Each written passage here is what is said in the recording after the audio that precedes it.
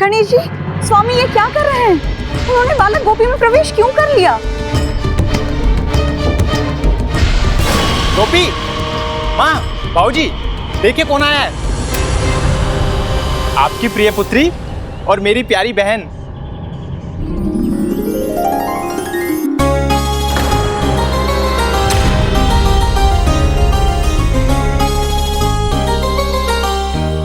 अरे माँ, बाबूजी, आप बैठिए ना, आप बैठिए। दीदी स्वयं आएंगी आपके पास।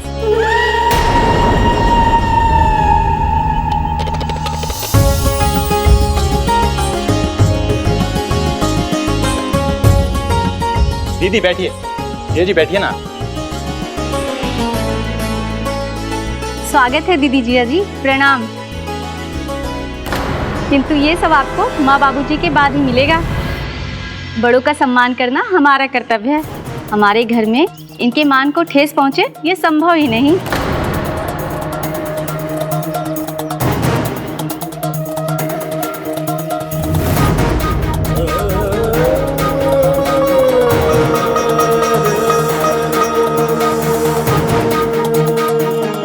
गोपी, आओ बुआ जी और फूफा जी को प्रणाम करो। प्रणाम बुआ जी। खुश रहो। प्रणाम फूफा जी। खुश।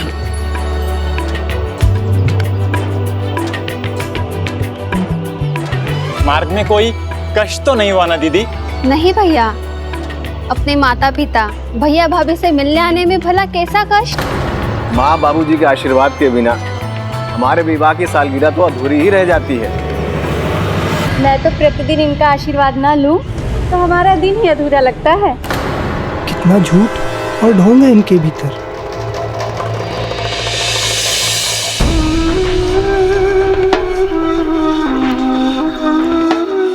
ये दोनों तो बहुत दूर से आए हैं। इनको तो हम लोग ने बातों में लगा लिया और खाने तक को पूछा ही नहीं। माँ जी, आप चिंता मत कीजिए, मैंने भोजन तैयार कर रखा है। ढेर सारे पकवान बनाए हैं, बस अभी लगा देती हूँ।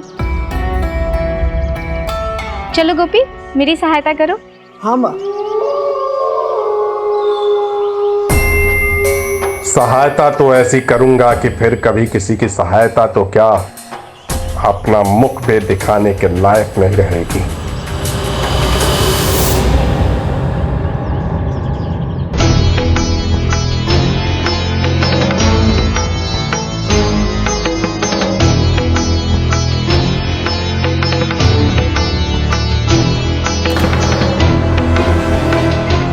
गोपी, क्या हुआ?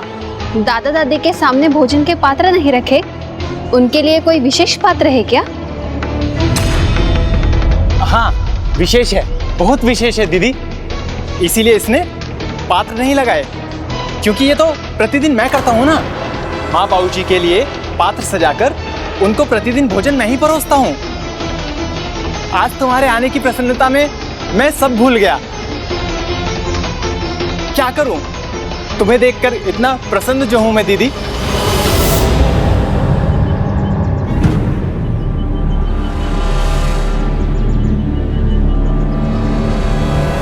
किंतु पिताजी, आज इनमें कौन खाएगा?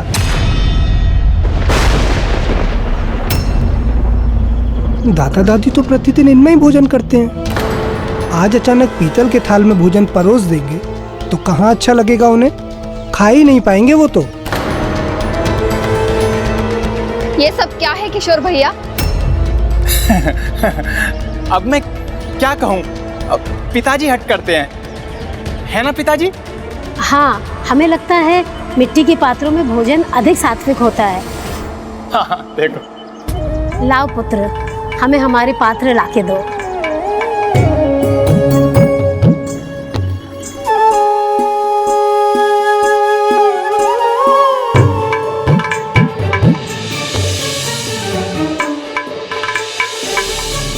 माँ, आज अंत आरंभ में कैसे परिवर्तित हो गया? गंगा उल्टी कैसे बहने लगी? दादा दादी पहले और हम सब बाद में भोजन करेंगे। क्या इससे नियम बदल रहे हैं क्या? हाँ, वो माँ को पूजा में देरी हो जाती है ना, इसलिए। क्या पिताजी, क्या कह रहे हैं आप? आपने ही तो कहा था कि अब से पूजा सामग्री बंद, दाम बढ़ गए हैं, आकाश छूने लगे हैं, नहीं ला सकते। तो कहाँ पूजा करते हैं दादा दादी? और अब तो मंदिर जाना भी बंद है। नहीं बहना, आज गए थे तो कितना भला बुरा सुनना पड़ा उन्हें।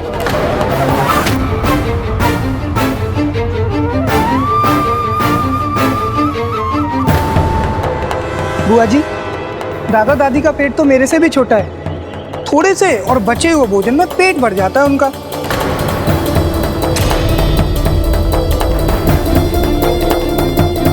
माँ इसीलिए अधिक भोजन नहीं बनाती। क्या लाभ अधिक बनाने का जब व्यर्थ होगा तो। और वैसे भी पिताजी तो कहते ही रहते हैं कि दाम बढ़ गया है, दाम बढ़ गया है, कम खर्च करो, बचत करके चलना होगा। चुप हो जाओ, कुछ भी कहे जा रहे हो तुम। कहाँ पिताजी, अभी पूरा सच कहाँ कहा मैंने? वो मिष्ठान वाली बात तो रह गई, अब वो भी कहने दीजिए। नहीं, अब चुप रहोगे तो कुछ नहीं कहोगे। अच्छा ठीक है, नहीं कहूँगा। बुआ जी को ये बात भी नहीं बताऊंगा कि दादा दादी को तो मिष्ठान चखने तक को नहीं मिलते। और ये तो कदापि नहीं बताऊंगा कि मैं छिपकर थोड़ा बहुत दे देता हूँ तो मुझे भी मार पड़ती है।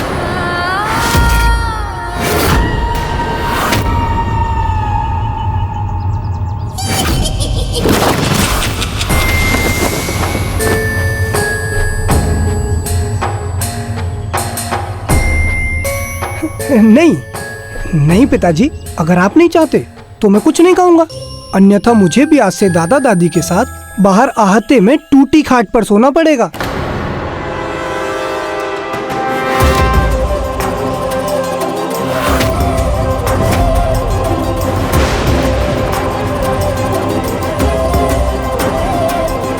भैया, इतने कष्ट में है माँ बाबूजी आपके कारण। कदाचित इसका मानसिक संतुलन बिगड़ गया है, कुछ भी बड़बड़ा रहा है। सच जानना है, पूछना है तो माँ बाबूजी से पूछे ना। इसकी कोई आवश्यकता नहीं है, वो तो सारे कष्ट सह लेंगे, किंतु मुझसे कुछ नहीं कहेंगे। विवाहित पुत्री हूँ, पराई जो हो चुकी हूँ इनके लिए।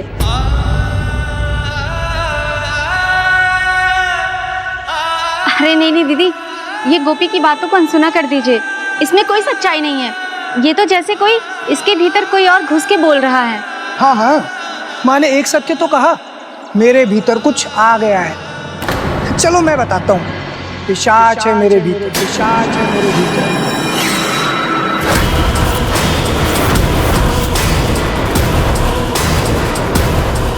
क्या बुआ जी, आपको मेरी बात नहीं माननी तो मत मानिए। आप स्वयं देख लीजिए उस खाट को। उसी खाट के नीचे दादा दादी का सभी सामान एक पोटली में बंधा पड़ा है।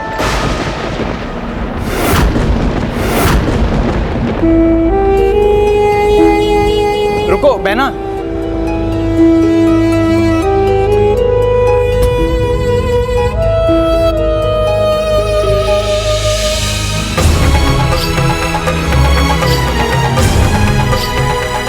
क्यों पता है?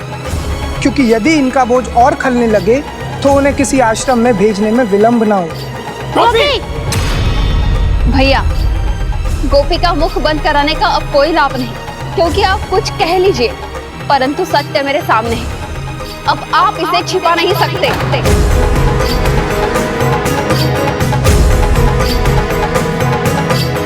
माँ, बाबूजी,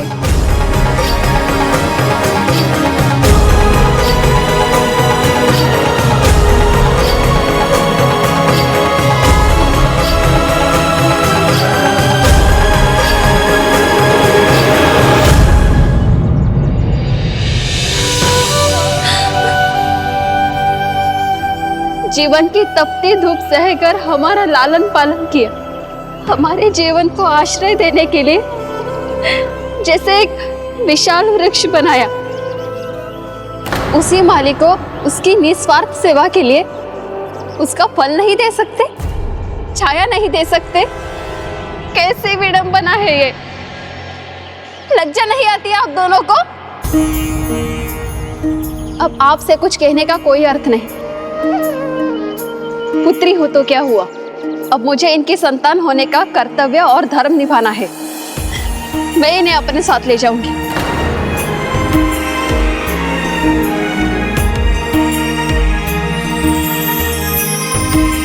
नहीं पुत्री, नहीं जा सकते।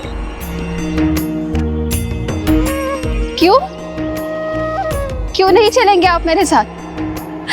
अपने पुत्र के घर दूसरे बनकर रह सकते, परंतु मेरे साथ नहीं चल सकते। बेटी, लोग क्या कहेंगे? समाज क्या कहेगा बेटा? क्या लोग और समाज आकर आपका ध्यान रखेंगे? मुझे उसकी कोई चिंता नहीं, पर आप भी सुन लीजिए, यदि आप मुझे अपने पुत्र से कम समझेंगे तो मैं आपको बलपूर्वक ले जाऊंगी। अब दोनों को मेरे साथ चलना ही होगा। जिस घर में माता पिता का आदर ना हो, उस घर में भोजन तो क्या, एक पल के लिए मैं सांस भी नहीं ले सकती। यदि आप भी मुझसे उतना ही स्नेह करते जितना अपने पुत्र से, तो आप दोनों हमारे साथ चलेंगे। आप दोनों मेरे साथ चलेंगे ना?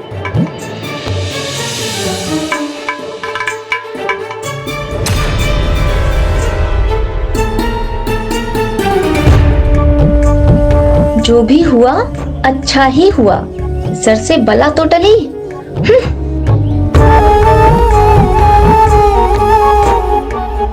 संतान की इच्छा रखने वाले यदि पुत्र और पुत्री में भेदभाव करते हैं तो कितनी बड़ी भूल करते हैं।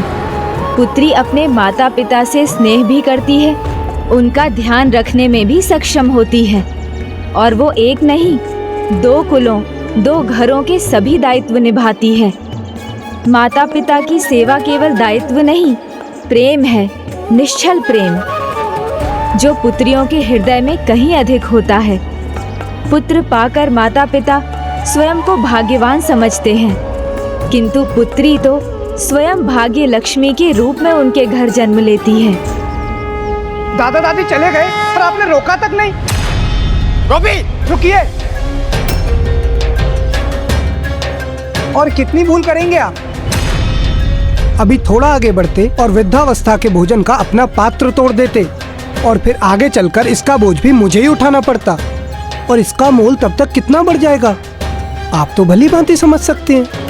क्यों? और तब मेरे ऊपर मेरे परिवार का उत्तरदायित्व होगा। हे ईश्वर, मुझे तो ये सोचकर बड़ी चिंता हो रही है।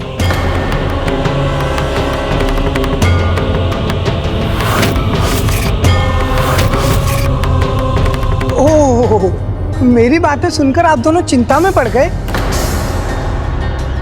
चिंता मत कीजिए, जिस दिन मुझे लगेगा ना कि आप दोनों मुझ पर बोझ बन गए, मैं दुर्व्यवहार नहीं करूंगा।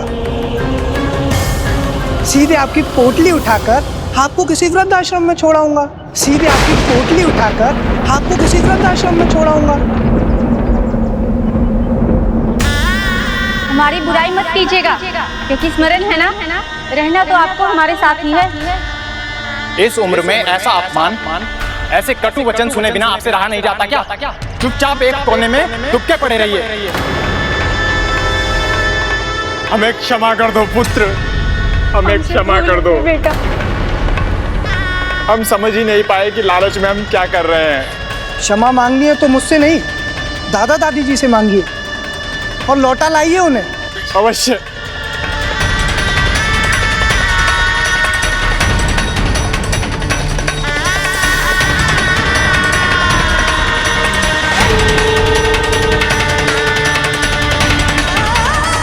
माँ, बाबूजी,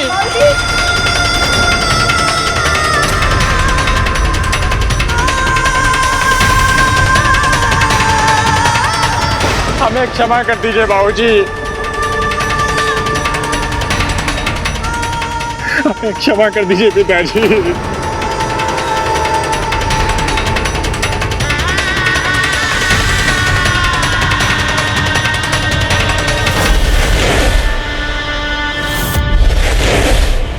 इन दोनों को सीख देने में आनंद आ गया। सीख देते देते यहां तो मुझसे एक सत्कर्म हो गया। ये भक्तों की कथा सुनने का प्रभाव है पुष्पदंत जी। आपने जो कथाएं सुनी, भक्तों की भक्ति की, कर्तव्य परायणता की, धर्म की, सुपथ पर चलने की, उसके कारण ही आज आप ये भलाई का कार्य कर सके हैं। और मुझे विश्वास है, पिशाच बनकर लोगों को सताने से अधिक आनंद आपको भक्त बनकर इस परिवार को जोड़ने में आया होगा। नहीं,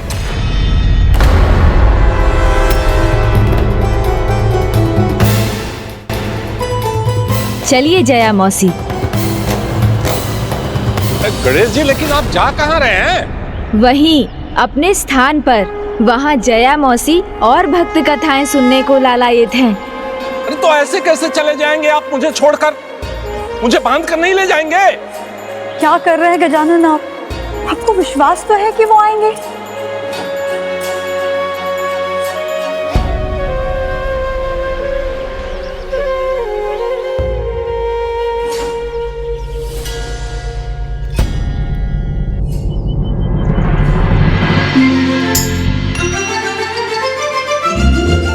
अरे गणेश जी, मैं कहीं दूर जाकर छुप जाऊंगा, आप ढूंढते रह जाएंगे, मिलूंगा नहीं। इस बार उनका स्वयं आना बहुत महत्वपूर्ण है। नहीं, मत जाओ, भक्ति में कुछ नहीं रखा है, मत जाओ। मैंने कहा ना, भक्त होना बंधन में उलझना है और पिशाच होना मुक्ति है, मुक्ति। स्वामी आ तो जाएंगे ना?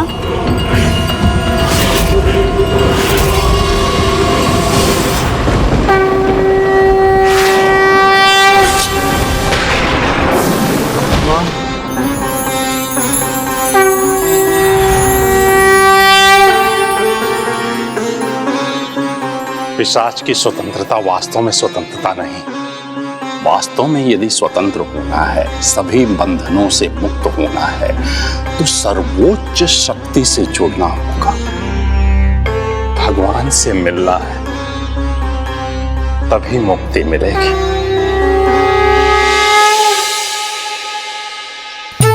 मैं आ रहा हूं, मैं आ रहा हूं गणेश जी, मैं आ रहा हूं। प्रभु मैं आ गया, मुझे भी भक्तों की कथाएं सुननी है। आना है तो आइए, आपको रोका किसने है? किंतु स्वयं को रोक क्यों नहीं सके थे?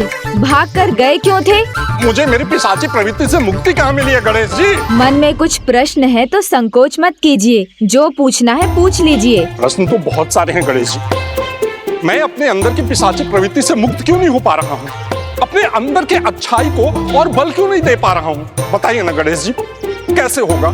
ये प्रश्न आपका ही नहीं, इस सृष्टि में सभी जीवों का है पुष्पदंत जी, क्योंकि स्वतंत्रता का झूठा भ्रम किसी को भी सरल किंतु अनुचित मार्ग की ओर आकर्षित कर देता है और उनके भीतर भी पिशाची स्वभाव घर कर जाता है।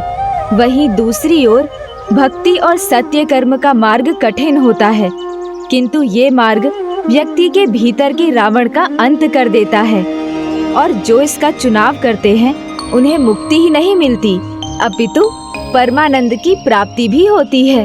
वे सफल जीवन व्यतीत कर परमात्मा में समाहित होकर उनसे एकीकार हो जाते हैं। हाँ, मुक्ति भक्ति से ही संभव है। वही तो आज किया आपने, अपने भीतर के भक्त को ही नहीं जागृत किया, अपितु उसका प्रयोग कर आपने सबसे बड़ी भक्ति को भी जागृत किया। सबसे बड़ी भक्ति को?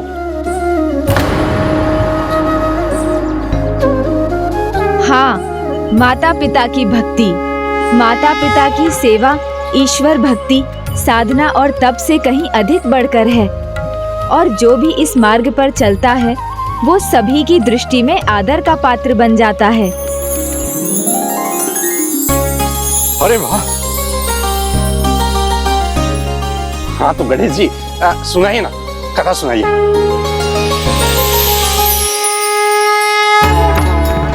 संसार में ऐसे अनेक मातृभक्त और पितृभक्त हुए हैं जो भगवान के समान पूजे जाते हैं। कौन भक्त था गणेश जी? जैसे स्वयं प्रभु श्री राम, जो पिता के वचन का मान रखने के लिए 14 वर्षों के कठिन वनवास पर चले गए। श्रवण कुमार, जो अपने दृष्टिहीन और वृद्ध माता पिता को अपने कांधे पर लेकर उन्हें तीर्थ यात्रा करवाने ले गए थे, और परशुराम जी, जिन्होंने अपना संपूर्ण जीवन माता पिता पर ही न्योछावर कर दिया। और स्वयं आप प्रभु, आप भी तो माता पिता की भक्ति के श्रेष्ठ उदाहरण हैं। आपने भी तो माता पिता को सर्वोच्च मानकर, उन्हें संतान का संसार मानकर उनकी परिक्रमा की थी और प्रथम पूज्य होने का स्थान प्राप्त किया था। प्रभु, अब मैं आपका कथा वाचन भी समझने लगा हूँ। आपने ये भूमिका बांधी है तो अवश्य इससे जुड़ी कोई कथा भी सुनाएंगे। उनकी कथा, जिन्होंने अपने माता पिता की भक्ति में कुछ अनोखा, कुछ महान कार्य किया होगा। सत्य कहा। ऐसे महान भक्त जिसने न केवल अपने भीतर की पिशाची प्रवृत्ति पर विजय प्राप्त की, अपितु स्वयं ईश्वर को भी अपनी प्रतीक्षा करने पर विवश किया और धरती वासियों को धन्य किया। ये कथा है परम भक्त पुंडलिक की। ये वही भक्त पुंडलिक हैं जिनके कारण पंढरपुर विट्ठल का क्षेत्र स्थापित हुआ। प्रभु, मैं अति उत्सुक हूँ कथा सुनने के लिए। बताइए ना, उनके अंदर क्या? स्वामी, अब मैं अपने बाल गोपाल को भोग चढ़ाती हूँ। आपने जांच ली है ना खीर? हमारे बाल गोपाल के लिए अधिक गर्म तो नहीं है ना? ऐसा विचार आपके मन में कैसे आया स्वामी? अपने बाल गोपाल को तो मैं आपसे कहीं अधिक स्नेह करती हूँ। जांच लिया है, तुम्ही निश्चिंत रहा।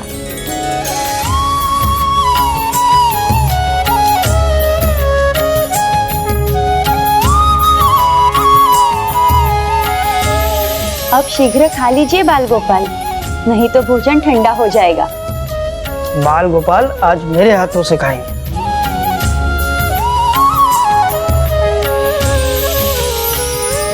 बड़ी अनोखी भक्ति थी उनकी। बाल कृष्ण गोपाल को अपने घर का सदस्य मानते थे। जागते तो सबसे पहले अपने बाल गोपाल को जगाते। जय गोपाला।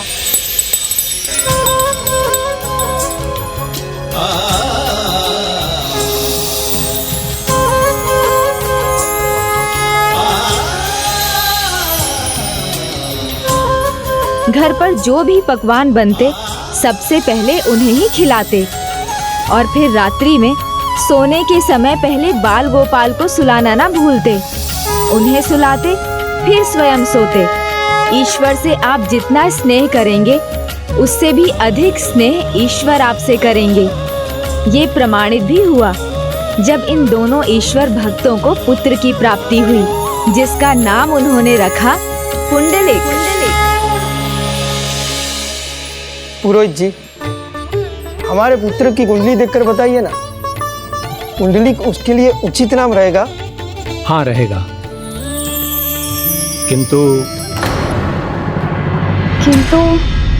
किंतु क्या है पुरोहित जी? संकोच मत कीजिए, जो भी बात है हमें बताने की कृपा कीजिए। इसके जन्म के समय के ग्रहों के स्थान के अनुसार ये बालक अपने जीवन में जो भी करेगा, संपूर्ण निष्ठा एवं एकाग्रता के साथ करेगा। किसी के लिए भी इसे इसके पथ से भटकाना असंभव होगा। ये तो अच्छी बात है पुरोहित जी। हाँ, सुपथ पर चले तो ये अच्छी बात है, किंतु यदि इसने कुपथ का चुनाव कर लिया तो इसे इसके पथ से कोई भी नहीं डिगा सकेगा। आप कहना क्या चाहते हैं पुरोहित जी? क्या संकेत है आपका? ये संभव है कि भविष्य में यदि ये अपने पथ से भटक जाए तो इसे उचित पथ पर लाना कठिन होगा। इसलिए इसका सदा ध्यान रखना होगा आपको। हम समझ गए। हे प्रभु, बाल गोपाला, पुरोहित जी ये क्या कह गए? किंतु हम ऐसा होने ही नहीं देंगे ना? हाँ प्रिय, तनिक भी चिंता मत करो, हमारा पुत्र कदापि नहीं बिगड़ेगा। हम इसे अच्छे संस्कार ही नहीं, अच्छी संगति भी देंगे। हमारे घर में हमारे बाल गोपाल का भी तो वास है, उनकी संगति मिलेगी इसे, तो भला ये बुरे पथ पर कैसे जा सकता है? हे बाल गोपाल, संगत से गुण होत है, संगत से गुण जात। प्रार्थना है प्रभु, पुत्र पुंडलिक को सदा आपकी ही संगति मिले। हाँ बाल गोपाला, यदि आपकी संगति में पलेगा बढ़ेगा तो सदा उचित मार्ग पर ही चलेगा, कभी नहीं भटकेगा।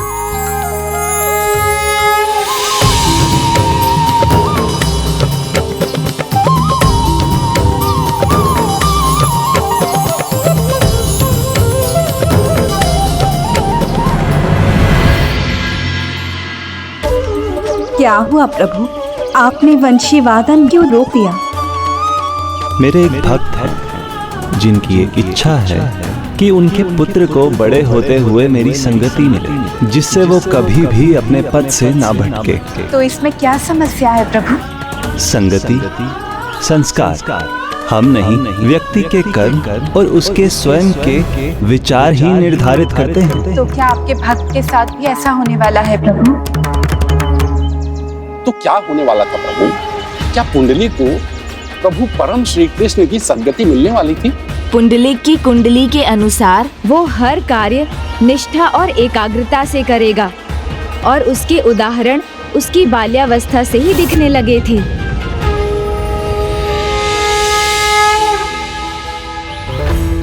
पुंडलिक, अब तुम इस बार नहीं जीत पाओगे, तुम्हारी आंखें झपकने वाली हैं। हाँ, अब आंखें बंद होने वाली हैं। और कितनी देर तक खुली रखोगे उन्हें?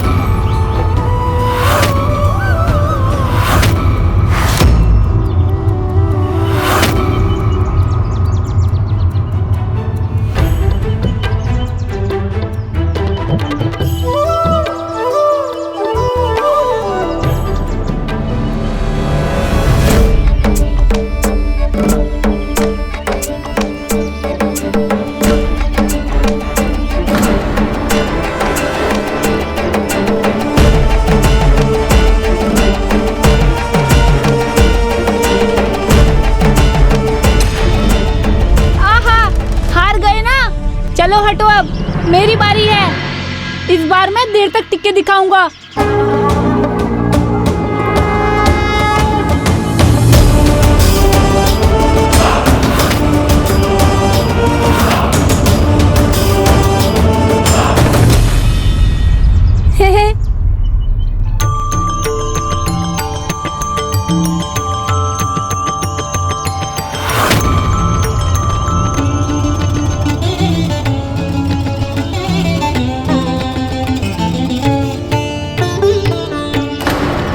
इसके सामने कोई नहीं टिक सकता, कोई भी नहीं। और खेलना चाहोगे मेरे साथ? नहीं नहीं, कोई लाभ नहीं है। तुमसे प्रतियोगिता में कोई नहीं जीत सकता। हम तो क्या। अरे अभी हम जा रहे हैं, हमें और नहीं खेलना तुम्हारे साथ। हम ऐसा खेल क्यों खेले जिसमें हम जीत ही ना सके? चलो फिर, मेरा कार्य भी हो गया और माला भी बन गई।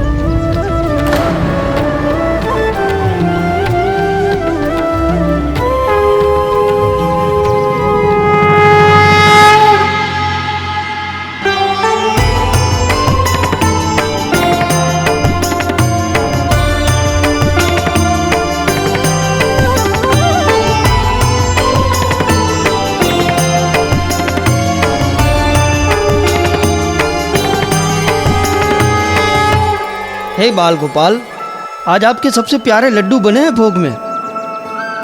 ये लीजिए बाल गोपाल, भोग स्वीकार कीजिए। आशा है अच्छा लगा होगा आपको।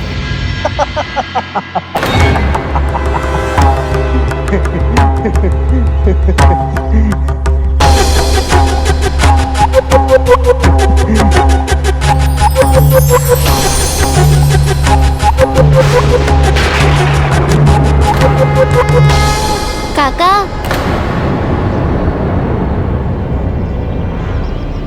प्रणाम काका।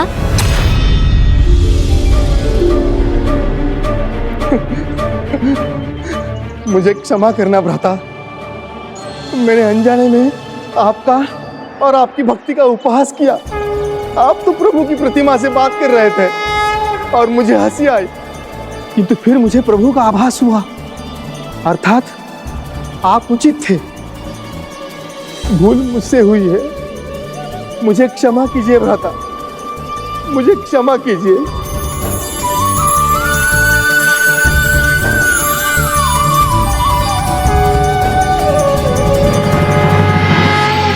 काका क्या कह रहे थे? क्या हुआ है उन्हें? किस बात का आभास हुआ है? और इस प्रकार चले क्यों गए?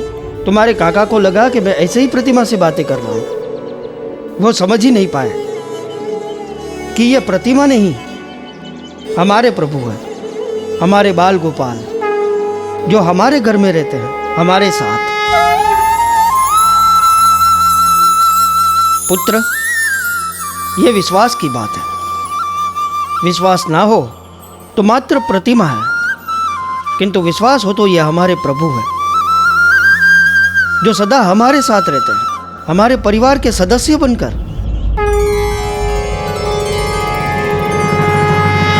कुंडली, तुम्हारे पिताश्री उचित कह रहे हैं। संसार में कोई भी तुम्हारा साथ छोड़ दे, किंतु प्रभु तुम्हारा साथ कभी नहीं छोड़ेंगे।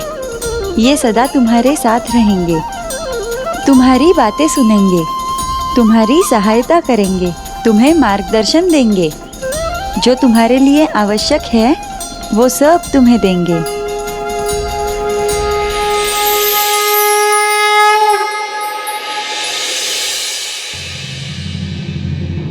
संसार में कोई भी तुम्हारा साथ छोड़ दे, किंतु प्रभु तुम्हारा साथ कभी नहीं छोड़ेंगे। ये सदा तुम्हारे साथ रहेंगे, तुम्हारी सहायता करेंगे, तुम्हें मार्गदर्शन देंगे।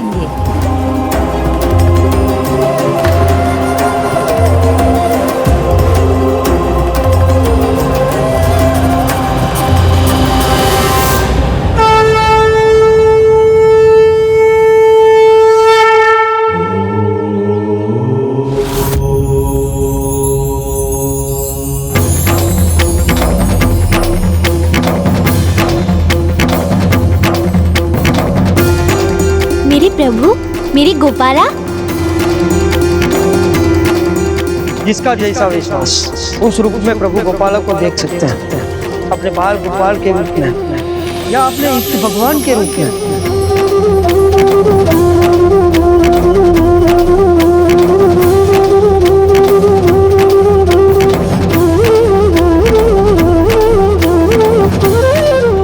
पिताजी कहते हैं आपको जो जिस भी रूप में भजेगा या पुकारेगा, उसी रूप में आप उसे मिलते हैं। आप में तो मुझे मेरे प्रभु के दर्शन होते हैं। क्या आप मेरे प्रभु बनेंगे? कहिए ना, मेरे प्रभु बनेंगे ना आप? मुझे अपने भक्त के रूप में स्वीकार करेंगे ना? पुत्र, क्या कर रहे हो? ध्यान से, प्रतिमा को हानि ना हो जाए। रख दो उसके स्थान पे। क्षमा कीजिए।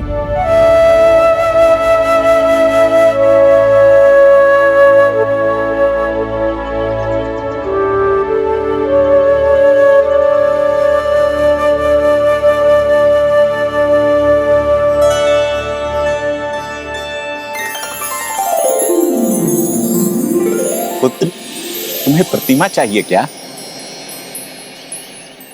मुझे मिल सकती है क्या मेरी गोपाला की प्रतिमा? हाँ, क्यों नहीं। बस तुम मेरे मूर्ति बनाने के श्रम का भुगतान कर दो और ले जाओ अपने गोपाल को। और वैसे भी बिना मूल चुकाए कभी भी किसी से कोई चीज नहीं लेनी चाहिए। मैं दूंगा, अवश्य दूंगा आपको इसका मूल। तो बताओ, क्या दोगे मूल? किंतु मेरे पास तो कुछ भी नहीं है। तो अब क्या करें?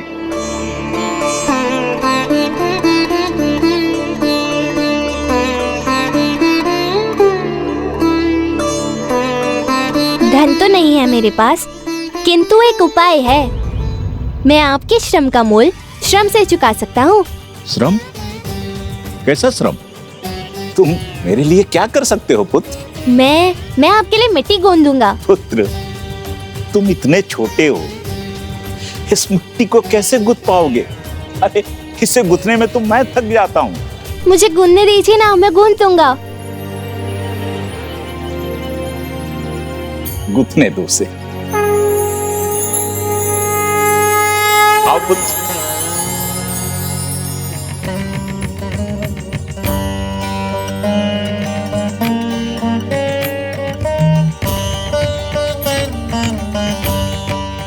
पुत्र, इस पूरी मिट्टी को गूंथकर इसे पात्र बनाने के योग बना सकोगे, तभी प्रतिमा मिलेगी, अन्यथा नहीं।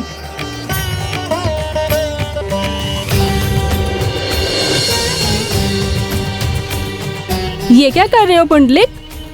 मिट्टी क्यों गूंथ रहे हो? प्रभु की प्रतिमा पाने के लिए श्रमदान कर रहा हूँ। ये सरल नहीं है पुत्र, तुम थक जाओगे। थक जाएगा नहीं, वो थक चुका है और अभी थक के छोड़ देगा वो।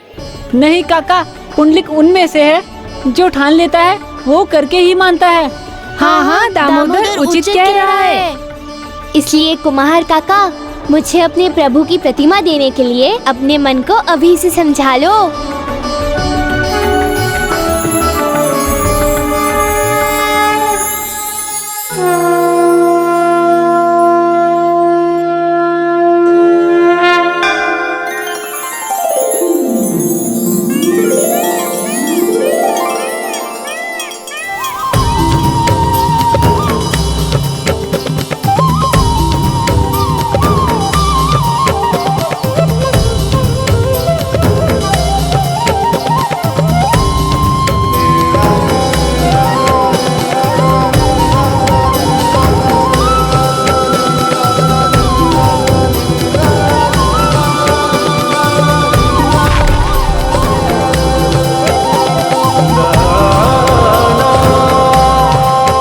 श्रम तो रंग ला रहा है पुत्र। हाँ, एक बालक में इतनी एकाग्रता कहाँ देखने को मिलती है। भगवान की भक्ति का सुर लग गया है इसे। ये तो आज अपने प्रभु कृष्ण को पाकर ही रहेगा। गोविंद बोलो हरि गोपाल बोलो,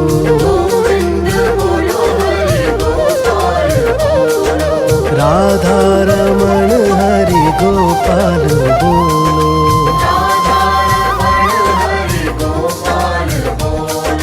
गोविंद बोलो। रहने दो पुत्र, अब छोड़ दो। तुम मिट्टी नहीं कूद सकोगे। थक गए हो तुम, जाओ इसे हमारे लिए छोड़ दो, हम कर लेंगे। प्रभु, आज पुंडलिक आपके बिना घर नहीं जाएगा। फिर क्या हुआ प्रभु? क्या वो उस कार्य को संपन्न करके प्रतिमा को पा सका? ईश्वर की भक्ति और उनके प्रति निष्ठा से ही भक्त की सफलता का मार्ग खुलता है। स्वयं भगवान भक्त के साथ आकर उसकी सहायता करते हैं।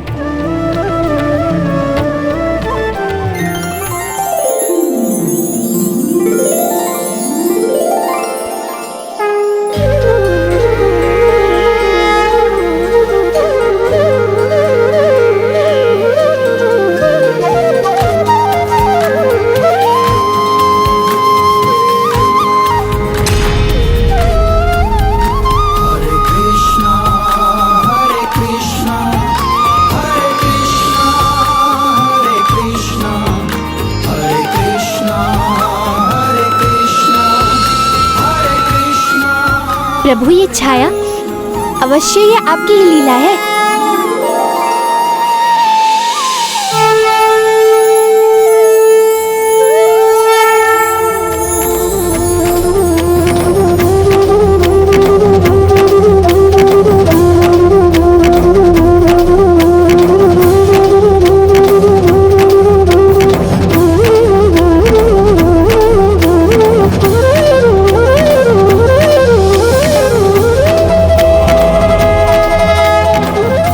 अद्भुत, सर्वथा अद्भुत।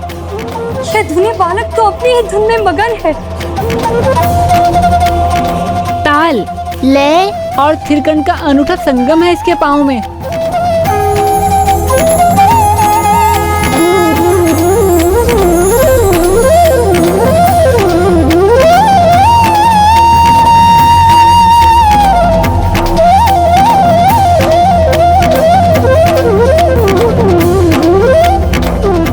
भक्ति की शक्ति ने तो मुझे भी भाव विभोर कर दिया है।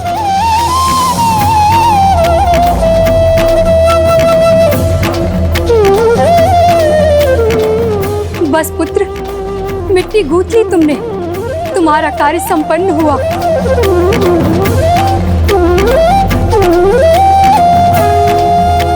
पुत्र पुंडली, तुम्हारी तन्मय भक्ति और तुम्हारा श्रम सफल हुआ है।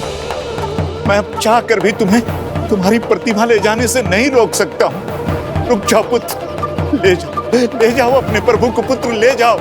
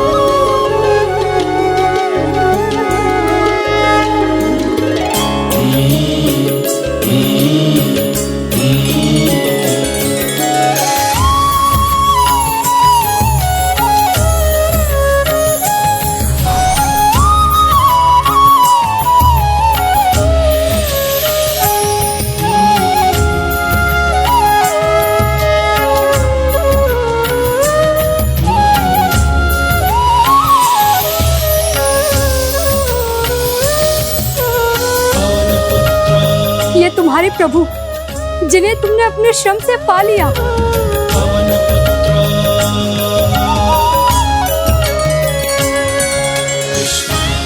श्रम से नहीं, अपनी निश्चल भक्ति से उन्हें पाया है भक्त पुंडलिक ने। जय गोविंदा, जय गोपाला।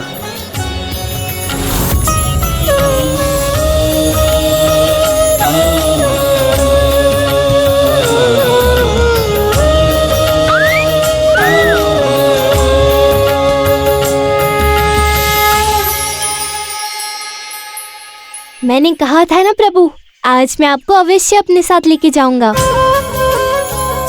मित्र पुंडलिक, आज तुमने सबके सामने प्रमाणित कर दिया कि जो तुम चाहते हो वो करके ही मानते हो।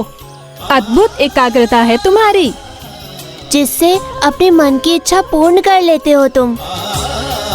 किंतु ध्यान रखना पुत्र, सदा अपने मन को अच्छाई में ही लगाना, उसे भटकने मत देना। ये संभव है कि भविष्य में यदि ये अपने पथ से भटक जाए तो इसे उचित पथ पर लाना कठिन होगा, इसलिए इसका सदा ध्यान रखना होगा आपको। कुम्हार काका, प्रभु के होते हुए मैं अपने पथ से कैसे भटक सकता हूँ भला? प्रभु की संगति सबसे भली। चलिए प्रभु, अब मैं आपको अपने घर ले चलता हूँ। बहुत सारी बातें जो करनी है आपसे। धन्यवाद कुम्हार काका, धन्यवाद काकी। देखो मित्र, ये मेरे प्रभु हैं, उनकी प्रतिमा है और आज से ये सदा मेरे साथ रहेंगे, मेरे मित्र बनकर। चलिए प्रभु।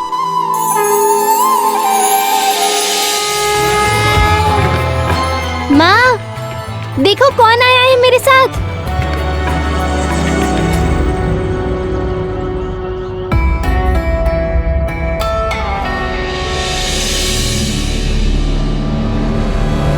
पुत्र, ये क्या हुआ तुम्हें? ये कैसी अवस्था में लौटे हो तुम? और कौन आया है? मुझे तो कोई दिखाई नहीं दे रहा। देखो माँ, ये आए हैं मेरे प्रभु। गोपाला, मिट्टी को रूप और आकार कुम्हार देता है, किंतु अपनी एकाग्रता से उसी मिट्टी को गुथाया हमारे पुत्र ने और प्रभु को पाया है। मैं तो कहूंगा, अपनी भक्ति से पल भर के लिए भी नहीं डिगा अपना पुत्र पुंडलिक। पुत्र, प्रभु को लाए हो तो क्या वो बाहर ही रहेंगे? उन्हें भीतर नहीं लोगे? उनका स्वागत सत्कार नहीं करोगे? लाऊंगा ना माँ, स्वागत सत्कार भी करूंगा और पूरा घर भी दिखाऊंगा। पुत्र,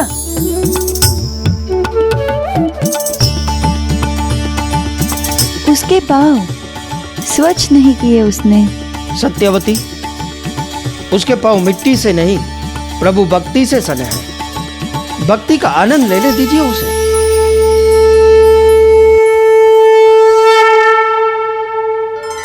ये है पूजा घर, भगवान की भक्ति का पूजा का कक्ष।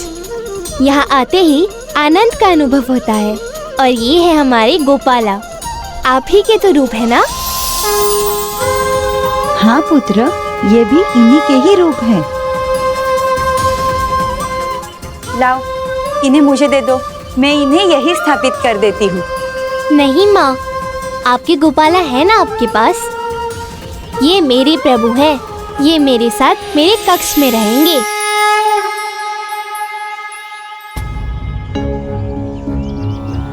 किंतु नियम और मर्यादा तो यही कहते हैं कि मैं माता पिता से अनुमति लूं।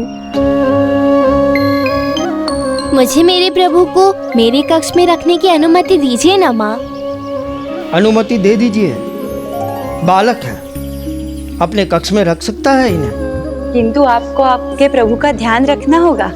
हाँ माँ, मैं अपने प्रभु का पूरा ध्यान रखूंगा और उन्हें कोई भी कष्ट पहुँचने नहीं दूंगा। ये मेरे प्रभु हैं, मैं इनकी सेवा करूंगा।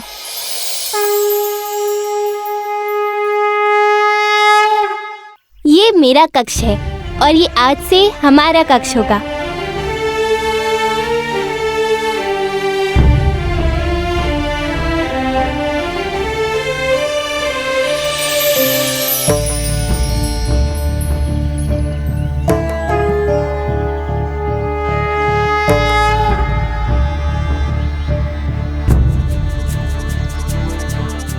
हमारे कक्ष में आपका स्वागत है प्रभु।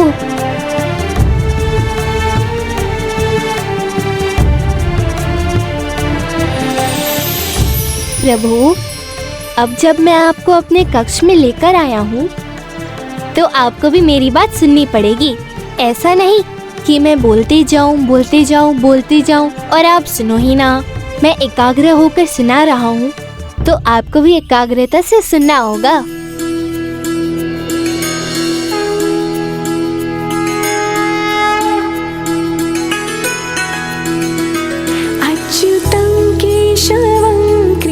प्रभु गोपाला तो सब सुनते हैं, बस श्रद्धा और भक्ति से कहने की आवश्यकता है। हमने उससे कहा था कि हमारे पुत्र को सदा अपनी संगति में रखे, और देखो प्रभु स्वयं आ गए। जय गोविंदा, जय गोपाला।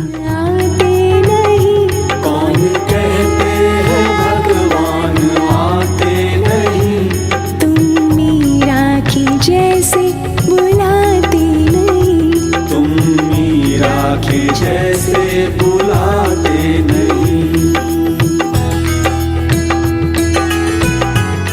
प्रभु, माता पिता जो गुण देते हैं वही संतान में आते हैं।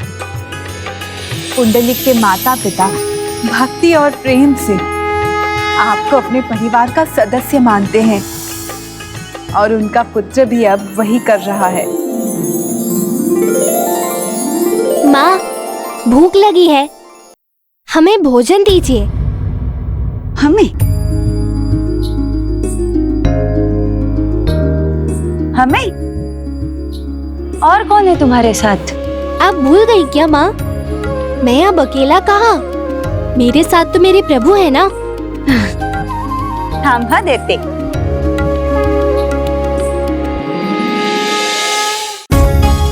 ठीक है, पुरणपोळी। वाह, पुरणपोली, ये तो बहुत स्वादिष्ट होगी ना माँ? किंतु ये तो प्रभु का भाग है, मेरा भाग कहाँ? रुको, हाँ देती हूँ। कृष्ण दामोदरम, अच्युतम केशवम कृष्ण दामोदरम। धन्यवाद माँ। नारायणम जानकी वल्लभम, राम नारायणम जानकी वल्लभम। कौन कहते हैं भगवान, ये आपके लिए। कौन कहते हैं भगवान। कितनी स्वादिष्ट होती है ना माँ की पुरणपोली। एक खाने से मन ही नहीं भरता, तो धीरे धीरे स्वाद लेकर खाना प्रभु। शबरी के जैसे खिलाते नहीं।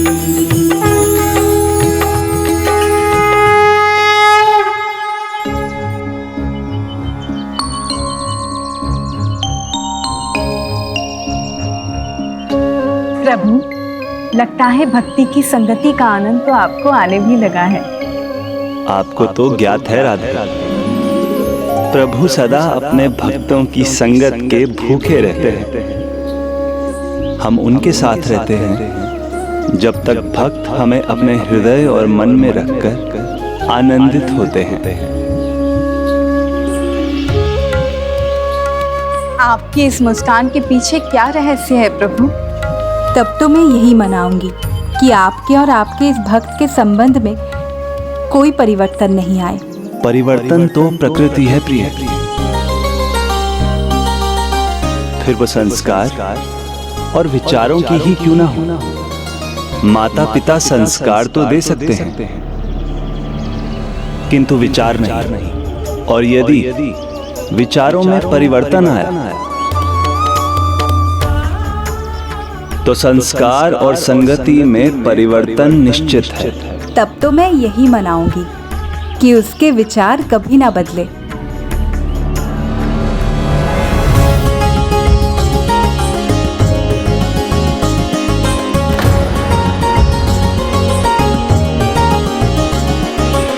कितने दयालु हैं आप प्रभु, मेरे लिए प्रसाद भी छोड़ दिया। आपको पता है ना पुरणपोली कितनी भाती है मुझे, तो अब आपका प्रसाद तो मुझे ही ग्रहण करना पड़ेगा ना।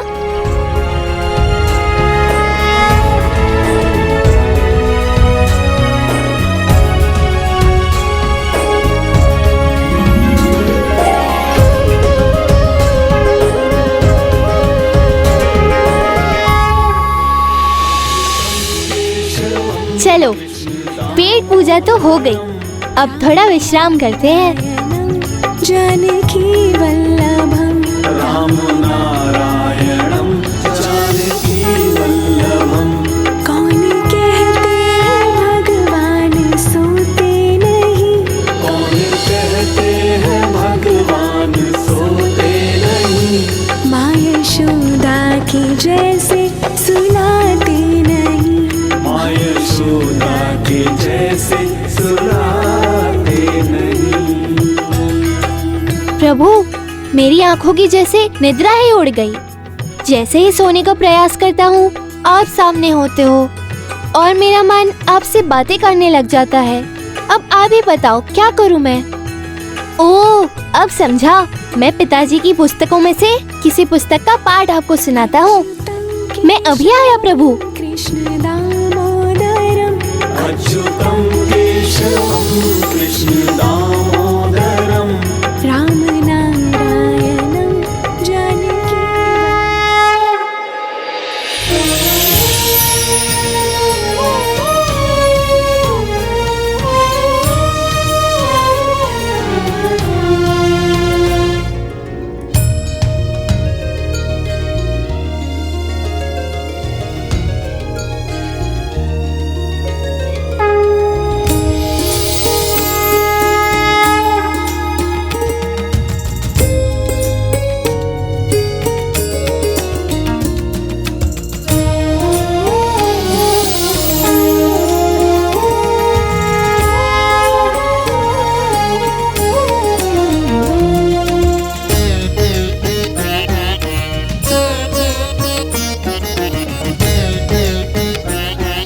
देखिए स्वामी, भक्ति में भी अनुपम है हमारा पुत्र। इसे प्रभु के चरणों में सो गया। स्वामी, आप व्यर्थ ही पुत्र पुंडलिक की चिंता करते हैं। जो इस प्रकार प्रभु की संगति में आ जाए, वो कभी पथभ्रष्ट नहीं हो सकता। सत्य कहा माता सत्यवती ने। प्रभु की संगति तो उद्धार का द्वार है, उचित मार्ग की दिशा है, ज्ञान का प्रकाश है, जो पुंडलिक को भी प्राप्त हो चुका था। वो अब अपने पिता से वेद पुराण का ज्ञान सीखता और रात्रि में अपने प्रभु श्री कृष्ण को सुनाता। गुरु से ज्ञान प्राप्त करने में भी वो सबसे आगे था।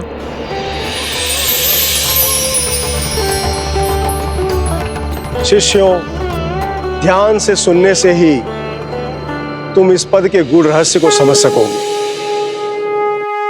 श्री कृष्ण शरणम मम। हे गोपाल अब तो जीवन हारे, हे गोपाल अब तो जीवन हारे। नीर पिवन है तू गयो सिंधु के किनारे, सिंध बीच बसत ग्राह चरण दे पछारे। हे गोपाल अब तो जीवन हारे। चार प्रहर युद्ध भयो ले गयो मझदारे, नाक कान डुबन लाग शरण है तिहारे। हे गोपाल अब तो जीवन हारे।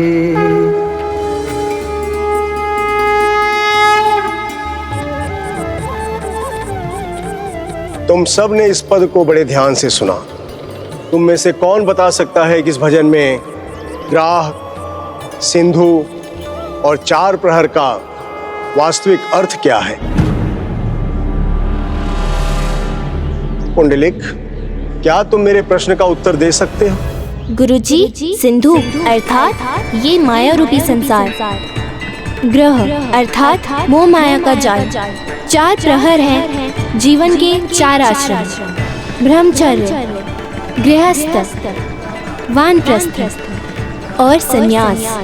मोह माया में जकड़कर प्राणी जीवन के इस अनमोल अवस्थाओं को व्यर्थ कर देता है।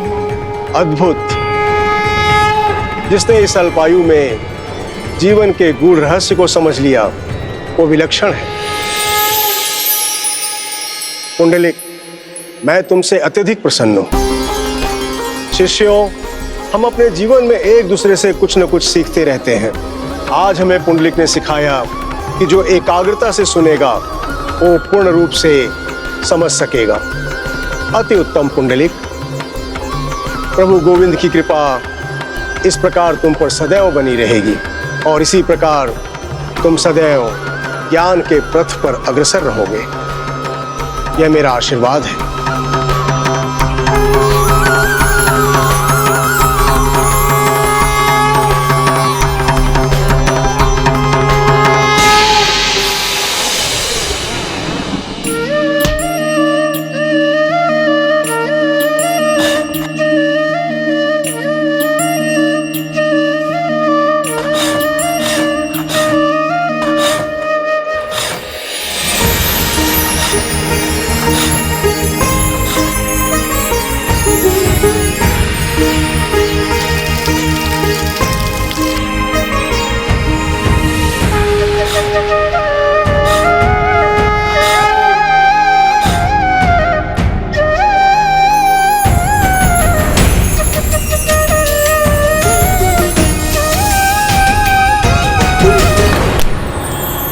निर्मल, आकर्षक और रूपवान रूपवती के लिए ये बिल्कुल उपयुक्त है।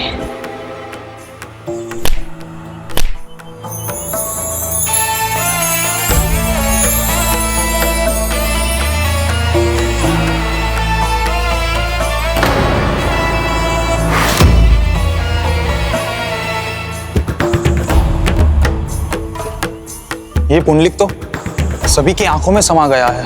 हाँ, सबका ध्यान इस पर ही रहा तो हमको कौन देखेगा?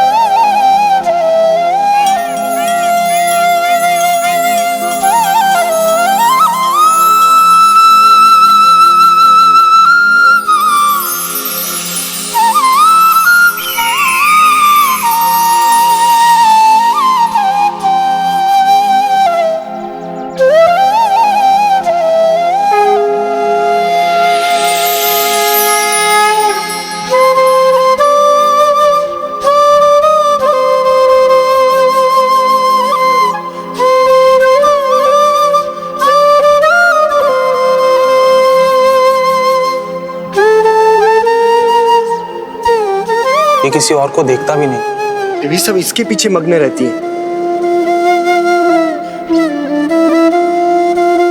तो हमें ये कुछ करना होगा। हाँ, इसे अपने गुट में मिलाना होगा, तभी इन सब की दृष्टि हम पर पड़ेगी।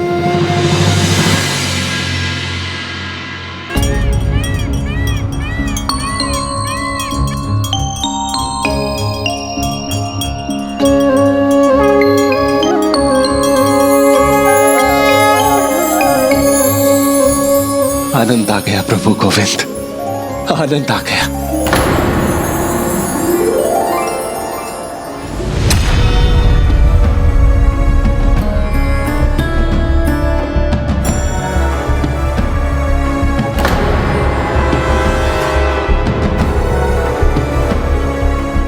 ओह, यहाँ प्रभु नहीं, स्त्रियां हैं।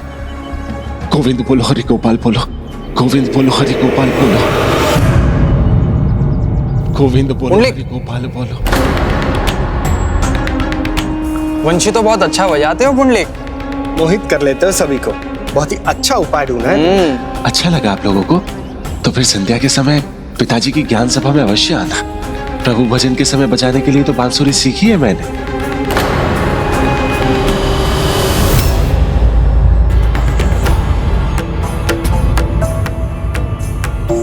अरे पुंडलिक,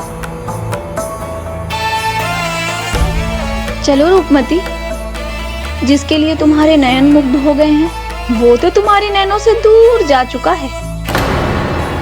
किंतु नयन तो टकरा चुके हैं और मुक्त केवल मेरे नयन नहीं हुए हैं, इस रूपमती के रूप से प्रभावित तो उसके नयन भी हुए हैं। ऐसा भ्रम ना मत पालो रूपमती, आगे चल के ना बहुत दुख होगा। वो तुम्हें तो क्या किसी को भी नहीं देखता, बस अपने ही ध्यान में मग्न रहता है। छोड़ दो उसे, जाने दो, और भी बहुत है तुम्हारे रूप पे मोहित होने वाले। सभी युवतियां इस पर आंखें गड़ाए रहती हैं और ये आंखें चुरा कर निकल जाता है, जैसे भजन पूजन के सिवा इसे कुछ आता ही ना हो। वास्तव में ये इतना भोला है या इसका कोई ढोंग है? भोला भोला कुछ नहीं है, हमसे मीलों आगे है। गुरु है हमारा, लेकिन एक न एक दिन इसका सत्य बाहर आके ही रहेगा। रूपमती अपने रूप से दूसरों को भ्रमित करती है, स्वयं नहीं होती। जो कह रही हूं उसे मान लो। वो मुझे ही देख रहा था और बांसुरी मेरे लिए बजाई थी। संध्या में भजन के बहाने मुझे ही बुलाया उसने। अब देखो, ऐसा साज श्रृंगार करके जाऊंगी कि मुझे ही देखता रह जाएगा। बांसुरी तो क्या, मन की सीटियां भी बज उठेंगी उसकी। पुंडलिक, कहाँ थे पुंडलिक? पिताजी, आपकी भजन मंडली अधूरी है। आपके पास मंजीरे वाला है, ढोलक वाला है, बस एक बांसुरी बजाने वाला नहीं है। किंतु अब तो तुम आ गए हो ना अपनी बांसुरी के साथ। अवश्य माता, ये देखिए।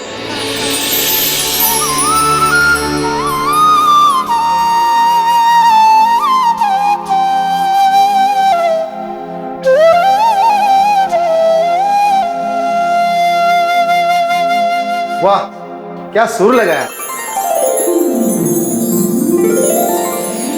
प्रणाम काका। आयुष्मान भव। पुत्र पुंडलिक, तुम तो बहुत प्रतिभाशाली हो गए। प्रणाम भ्राता जानुदेव। प्रणाम। प्रणाम। प्रणाम ताऊ जी, खुश रहो। कुछ दिन आपके भतीजे दिवाकर को आपके पास छोड़ने आया हूँ। आपकी और पुत्र पुंडलिक की संगति में रहेगा तो जीवन की सीख प्राप्त करेगा। नास्ति ज्ञानात् परम सुखम, अर्थात ज्ञान से अधिक सुखदायी कुछ नहीं होता। भक्त्या तुष्यन्ति देवत्यानि, अर्थात भक्ति से आनंददायक भी कुछ नहीं। वाह, धन्य हो जाएगा मेरा पुत्र यहाँ रहकर।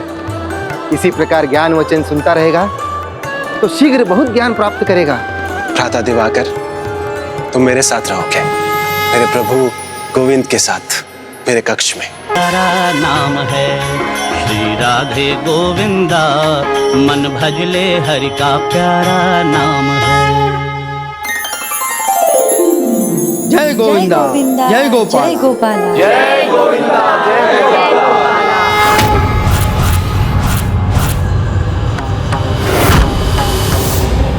जानुदेव जी, आज की इस ज्ञान सभा में आप आचार और चरित्र पर ज्ञान बताने की कृपा करें। आचारः कुल मुख्याति, आचारः परमो धर्म। आचार ही सर्वश्रेष्ठ धर्म है। विरासत में पाए गए संस्कार और ग्रंथों से पाया गया ज्ञान, उसका पालन ही व्यक्ति का आचार निर्धारित करता है। उत्तम आचार दीर्घायु देता है, प्रशंसा और ख्याति का पात्र बनाता है, और आचार बुरा हो तो विपत्ति और अपमान ही आते हैं।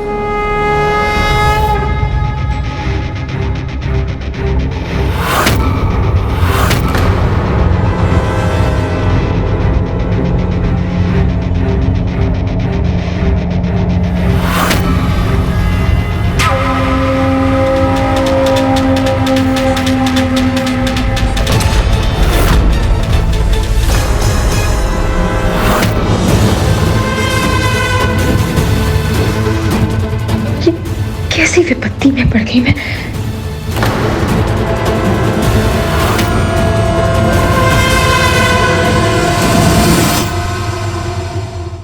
आचार से चरित्र निर्धारित होता है और व्यक्ति के चरित्र से ही ज्ञात होता है कि वो कितना पवित्र है। चारित्रेण विहीन श्रुत्वानपि नाही प्रशस्यते शब्दिहि। अर्थात चरित्रहीन व्यक्ति कितना भी ज्ञानी क्यों न हो, किसी का सम्मान नहीं पाता। इसलिए आचार और चरित्र दोनों ही जीवन में महत्वपूर्ण है। इसलिए जीवन में मान पाने के लिए इन दोनों पर ध्यान रखना अति आवश्यक है। उत्तम चरित्र और आचरण उसी के होते हैं जो सत्कर्म करे, कुकर्म को अपने नजदीक भी ना आने दे, जो धर्म का पालन करे और अधर्म से लड़े।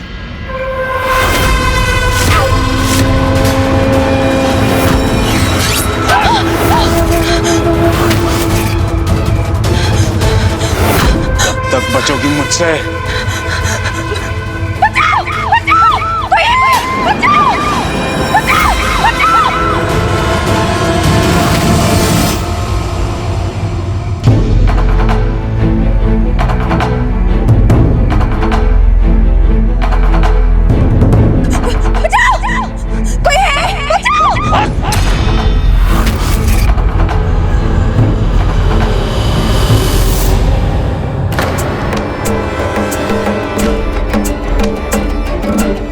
सावधान पुंडलिक, उसके हाथ में शस्त्र है।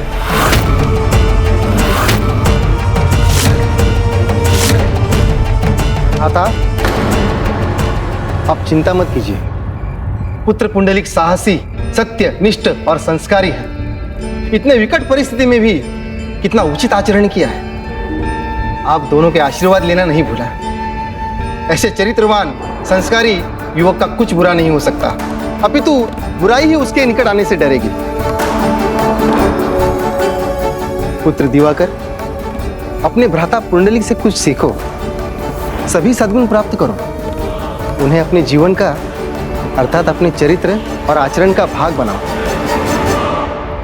बहुत हो गया चीखना चिल्लाना, शीघ्र अपने सारे आभूषण मुझे दो, अन्यथा तुम्हारे लिए परलोक के द्वार खुल जाएंगे।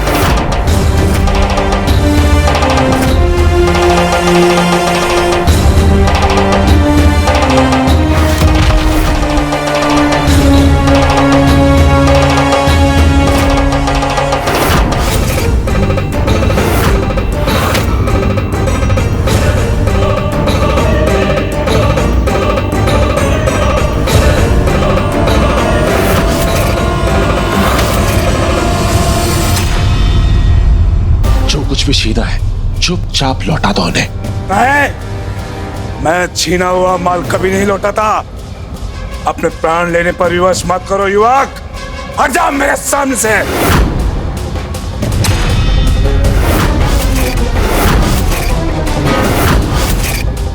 लगता है तुम्हें अपने प्राणों की चिंता नहीं है।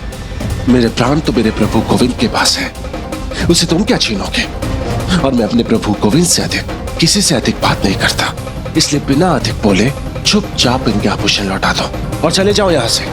मैं तो जाऊंगा, लेकिन पहले तुम्हें परलोक पहुंचाऊंगा।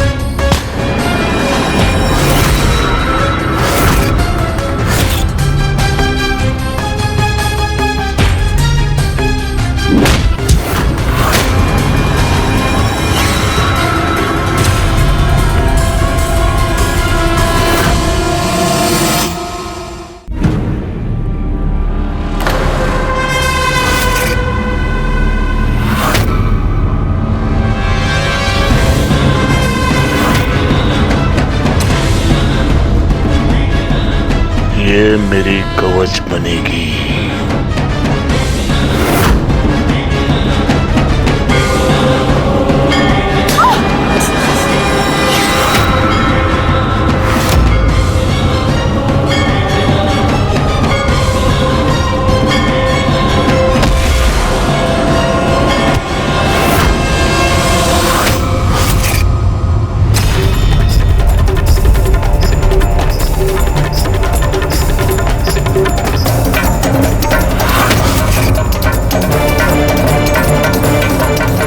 कितना बचाव करोगे?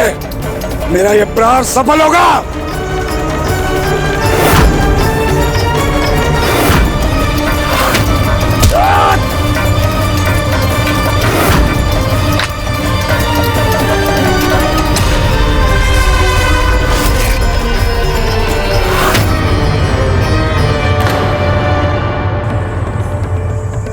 अद्भुत था ये स्पर्श। ऐसा अनुभव तो मुझे पहले कभी नहीं हुआ।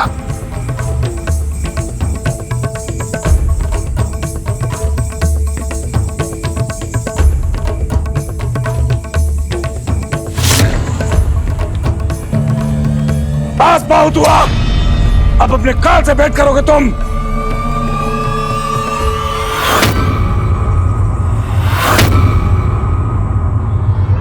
और के हाथों में खड़क था स्वामी, वो पकड़ा तो गया होगा ना? मला चिंता वाटते, पुत्र पुंडलिक अभी तक लौटा क्यों नहीं? हे गोपाला, हमारे पुत्र की रक्षा करना। आप चिंतित मत होइए ताऊ जी, मैं भी जाकर भ्राता को देख कर आता हूँ। अब जाओ अपने गोविंद के पास। मेरे गोविंद मेरी शक्ति है।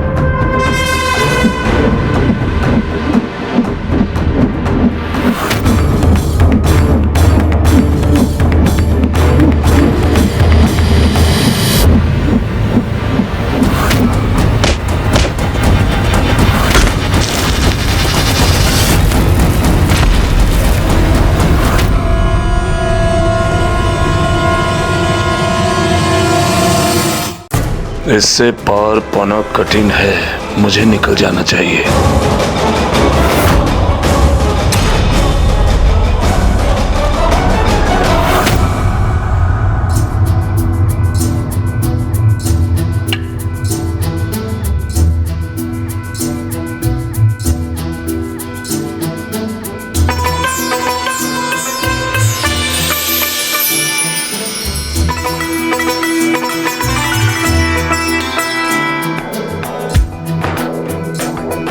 पुंडलिक की जय हो, पुंडलिक की जय हो, पुंडलिक की जय हो, पुंडलिक की जय हो।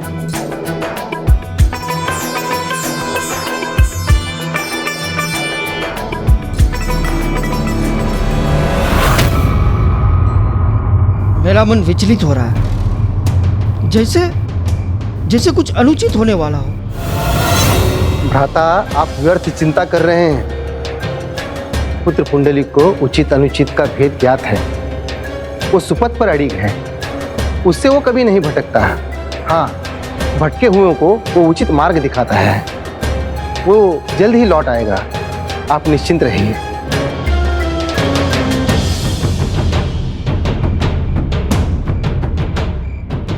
ये लीजिए आपके आभूषण। लौटाना ही है तो स्वयं पहनाकर लौटाना होगा।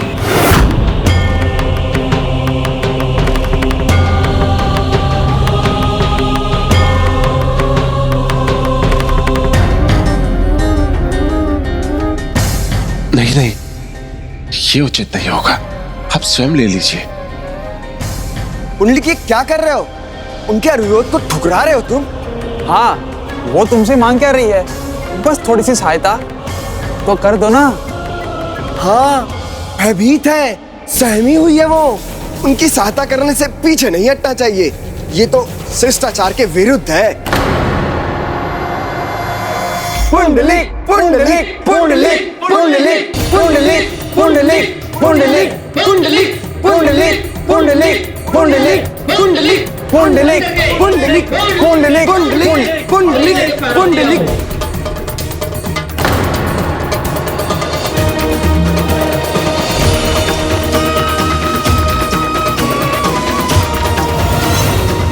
कुशल तर असेल ना? दिवाकर भी अभी नहीं लौटा। भाभी जी सब कुशल था, कुशल है और कुशल रहेगा। भैया भाभी आपके दिए हुए संस्कार व्यर्थ कैसे होंगे?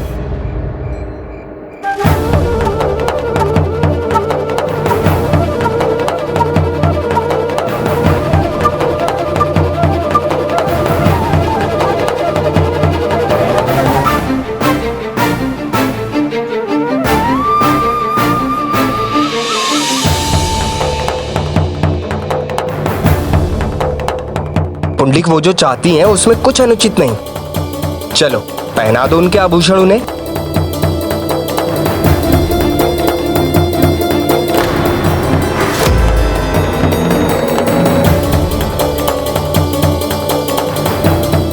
प्रभु भक्ति में जो मगन रहता था, जिसका उदाहरण देते पिताजी थकते नहीं थे, वो इतनी शीघ्र भटक जाए, ये कैसे संभव है?